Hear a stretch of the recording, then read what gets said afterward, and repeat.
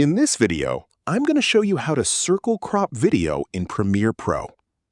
Okay, to get started, drag your talking person clip onto the track above your video clip on the timeline. Then go to the Effects panel and type Offset into the search box. Drag that onto your talking person clip. Next, type Track Matte Key into the search box and drag that onto your talking person clip as well.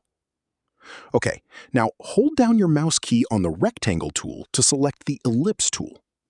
Then, while holding down the Shift key, drag in your preview to create a perfect circle around your person. And I'll just use my selection tool to move my circle properly over my person and use a corner handle to resize it a bit. Once you're happy with that, select your talking person clip. And in Effect Controls, under Track Matte Key, click the Matte dropdown. Select Video 3, or whatever track your circle is on. Next, under Offset, drag the Shift Center values to center your subject in your circle. Now, to add a border around it, hold down the Alt key while dragging your circle clip up to make a duplicate. Make sure your duplicated circle is selected. And in Effect Controls, expand the shape settings, then turn off its fill and give it a stroke.